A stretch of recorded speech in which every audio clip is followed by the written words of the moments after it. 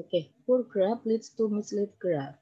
Ya, jadi di dunia perstatistikan, mislead graph atau grafik yang salah gitu ya, grafik yang tidak tepat adalah grafik yang kurang tepat dalam merepresentasikan data dan merupakan salah satu penyalahgunaan statistik karena dapat mengakibatkan pengambilan kesimpulan yang salah dari grafik tersebut. Ya, jadi grafik yang kurang tepat ini bisa mengakibatkan pengambilan kesimpulan yang salah. Ya. Kemudian kalau menurut buku How to Lie with Statistics ya, ini tulisannya Darrell H, nanti silahkan bisa di search di internet, nanti silahkan dibaca-baca ya. Jadi penyebab dari mislead graph ya, atau grafik yang kurang tepat, ada yang tidak disengaja dan ada kesengajaan. Ya, kalau tidak sengaja ini dikarenakan si pembuat tidak paham dengan jenis-jenis grafik. Ya, karena ketidakpahamannya dengan jenis-jenis grafik, kemudian tidak paham dengan anatomi atau format grafik. Ya, jadi format grafiknya salah. Kemudian kurang menguasai software atau aplikasi untuk membuat grafik. Ya. Kemudian penyebab kedua yaitu adanya kesengajaan. Ya. Jadi ini memang ditujukan untuk menyembunyikan informasi tertentu atau menciptakan informasi lain yang dikehendaki melalui visual yang disajikan. Ya, ini jenis-jenis kesengajaan ya, How to Lie with Statistics, kesengajaan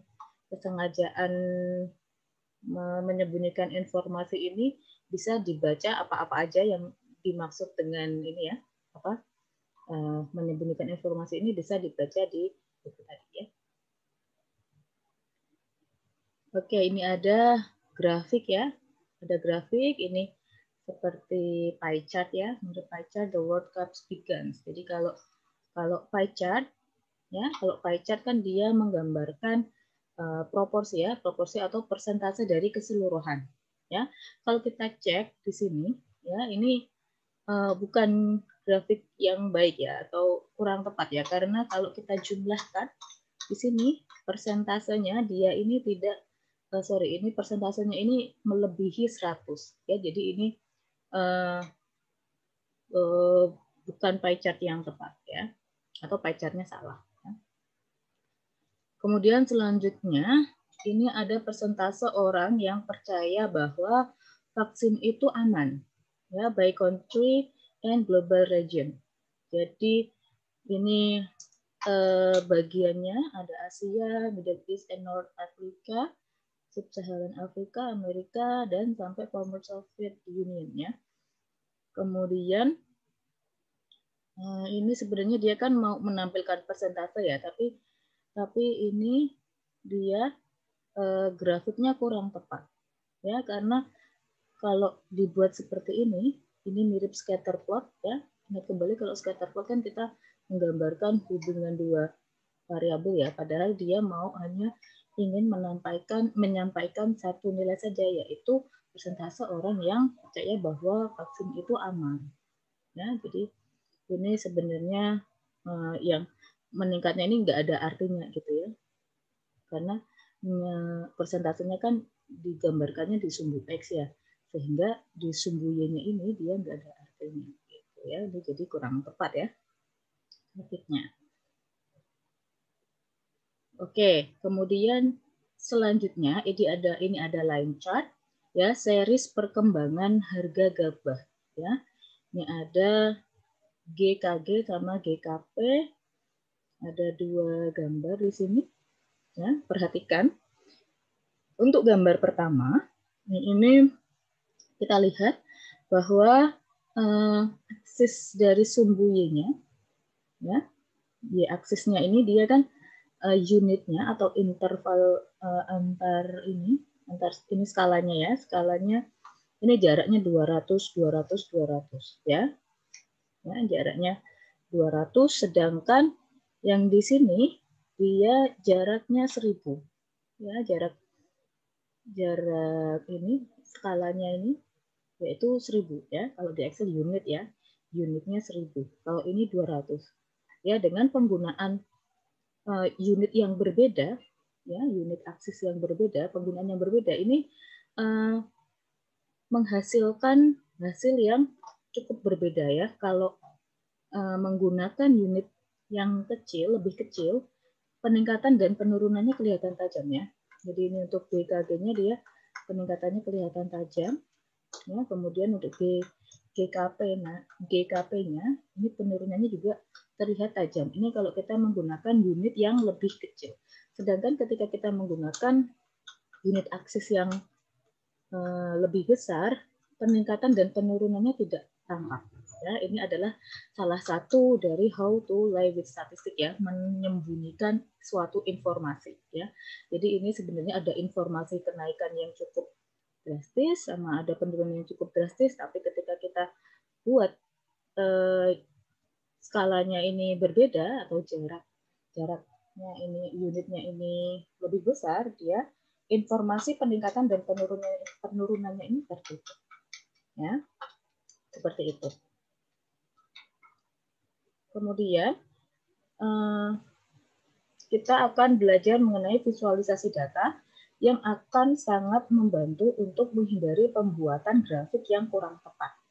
Ya, salah satu hal yang penting untuk diketahui adalah mengenai taksonomi metode visualisasi data. Ya, secara lengkap mengenai taksonomi metode visualisasi data bisa dilihat di bukunya Andy Kirk ya. Andy Kirk ini judulnya Data Visualization: A Successful Design Process ya.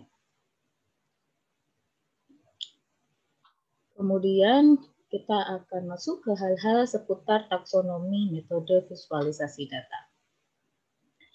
Ya, jadi kalau taksonomi ini dia awalnya kata taksonomi itu kan ada di ilmu biologi ya, ilmu biologi. Ya, jadi dia semacam pengelompokan pengelompokan grup gitu ya yang memiliki memiliki karakteristik yang sama gitu ya, karakteristik yang mirip gitu ya.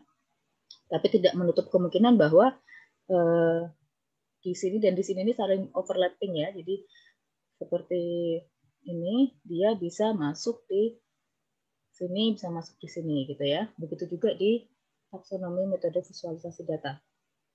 Ya, jadi taksonomi metode visualisasi data berhubungan dengan klasifikasi metode untuk merepresentasikan data. Ya, tujuannya adalah agar kita dapat memilih metode yang tepat untuk merepresentasikan data yang dimiliki. Ya, jadi taksonomi di metode visualisasi data ini yaitu klasifikasi metode. Ya, jadi nanti datanya apa yang ingin disampaikan, nanti dia masuk ke metode yang mana, gitu ya. Oke, jadi klasifikasi atau taksonomi di metode visualisasi data ini ada 5. Ya. Yang pertama, ketika kita ingin membandingkan kategori ya, comparing categories. Jadi ini untuk membandingkan antara relatif dan absolute size dari categorical value. Ya. Biasanya ini yang paling simple atau classic example-nya itu bar chart. Ya, ini untuk comparing categories. Jadi kalau membandingkan kategoris, yang paling mudah adalah bar chart.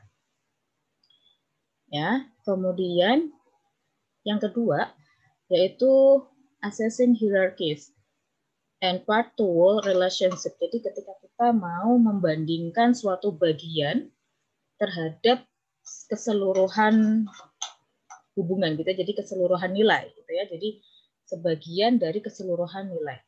Ya.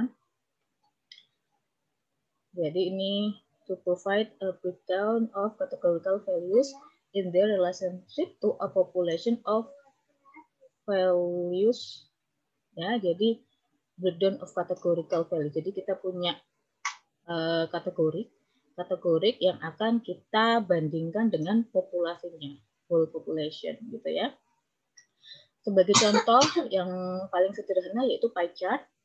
Ya. Part to wall relationship kita gunakan pie chart. Kemudian untuk melihat perubahan berdasarkan waktu, showing change over time. Ya. Jadi ini kita mau melihat tren atau pola dari data ya dari waktu ke waktu. Contoh yang paling simpelnya yaitu line chart.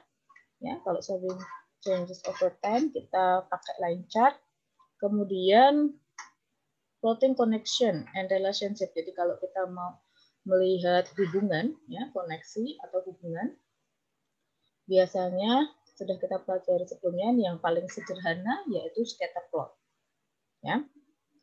Kemudian untuk mapping geospasial data, ya data spasial, yaitu kita biasanya menggunakan choropleth map. Ya, kita pakai choropleth map. Jadi ada di taksonomi metode visualisasi data itu ada 5 ya. Ada 5. Ketika kita mau comparing kategoris, yang paling sederhana bar chart. Kalau mau part to whole relationship, mau melihatkan suatu bagian dengan keseluruhan, membandingkan suatu bagian dengan keseluruhan, kita gunakan pie chart. Ya, untuk melihat perubahan dari waktu ke waktu kita gunakan line chart. Kemudian untuk melihat hubungan, ya hubungan antar variabel, kita gunakan scatter plot. Kemudian untuk menyajikan data spasial, ya, data kewilayahan, kita menggunakan choropleth map, ya choropleth map.